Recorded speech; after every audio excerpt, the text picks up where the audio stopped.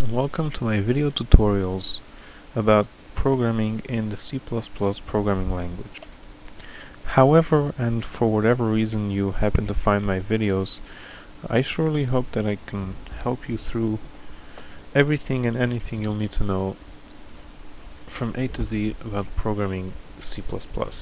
So if you're already familiar with a little bit of C++, or if you're a noob that's just starting off, here's a place to start, and hopefully the place to end.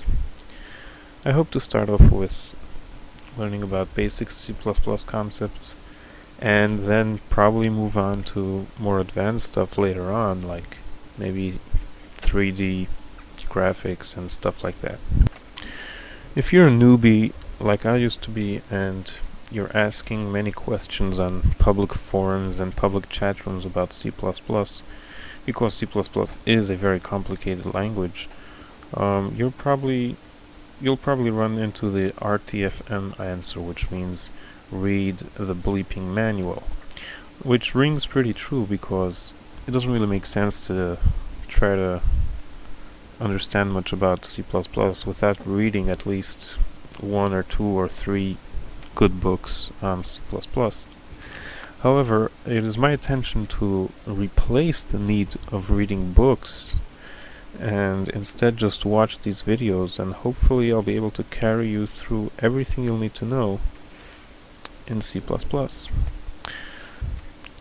That's, as you noticed, the title of these series is called a spoon feed, because I try to spoon feed the whole thing to you.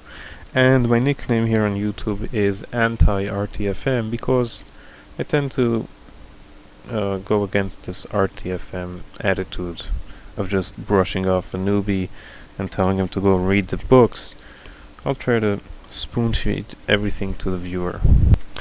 So let's get started. What exactly is a program, and what does programming mean? So a program is pretty much a list of instructions for the computer to carry out. Like, let's say, imagine you're giving instructions to your cleaning lady to do, like you tell her to take out the garbage and then go buy some food in the store and then clean up the dining room. So the cleaning lady will now execute, she will now do all these instructions, probably in the same order in which she was given these instructions. So she's first going to go to the store, and then she's going to clean up the dining room, and then she's going to, whatever the instructions was. Same thing is how a computer does a program. Computer reads instructions off a file, whatever file it may be, and does those instructions one after the other. And that's what programming is. Programming is typing up these instructions for the computer to do. So you can think of it of like giving a command to the computer. Yo, computer, do blah blah blah. And now the computer will do blah blah blah. Then you tell him to do something else, and I'll do something else. And if you give him a whole list of instructions to do, and then press enter, or you start the program or whatever, the computer will start doing that. Everything and anything on a computer is a program. Right now I'm using a very big computer program called Microsoft Windows. And maybe you're also using Windows, or maybe you're using Mac or any other big operating system.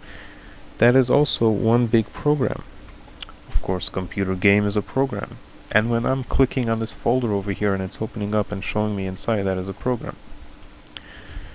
So as you can imagine, if you're a guy that knows how to type up these instructions and make the computer do some stuff, you could get pretty powerful with that. Programming is very fun and especially very, very powerful. You could create and make whatever you want. Anything. You can make your own, like Microsoft word processing program. You can make a three-dimensional first-person shooter game. You can make whatever you want. A calculator in which the plus would subtract and the minus would add, and 3 means 1 and 1 means 3. You can make whatever in the world you want. To go a little bit more under the hood, here is what a CPU, a central processing unit, or basically the mind of your computer looks like. This is what, so to speak, reads the instructions that we type up, and this is what executes it. This is what does it. This is like your cleaning lady that is doing the work. So this is what reads the instructions and carries them out. Now, the way which this piece of machine actually reads instructions, it has its own special language, so to speak. Its language is known as binary. Binary looks something like this. You type in a whole bunch of ones and zeros, and then you pass it on to this piece of machine, and this machine will maybe do something interesting, like show a red dot on the screen, or who knows what. And in the olden days, this is how they used to type up programs. They used to type up a whole bunch of ones and zeros. As you can imagine, this is very complicated, so after a while, programmers came up with a way to make things a little easier. So instead of typing up all of these ones and zeros, you can type up something like this, and that should take care of a whole bunch of ones and zeros. You found a little shortcut like that. But even this is like pretty complicated and hard to understand.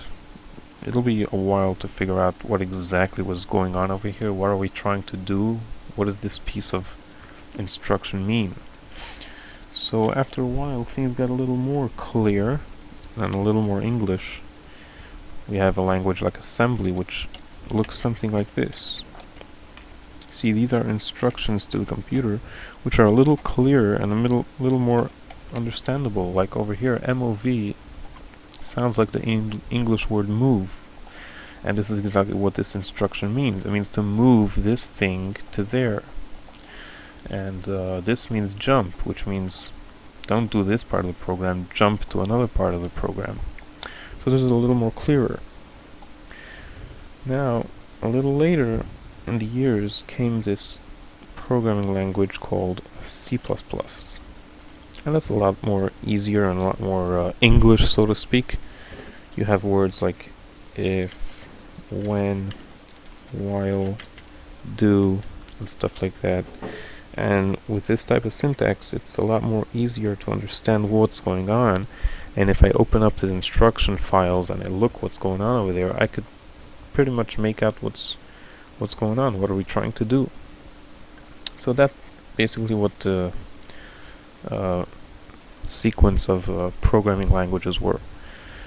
And what happens is that we type up instructions in whatever programming language we want to type it up, and it gets translated to the level below it.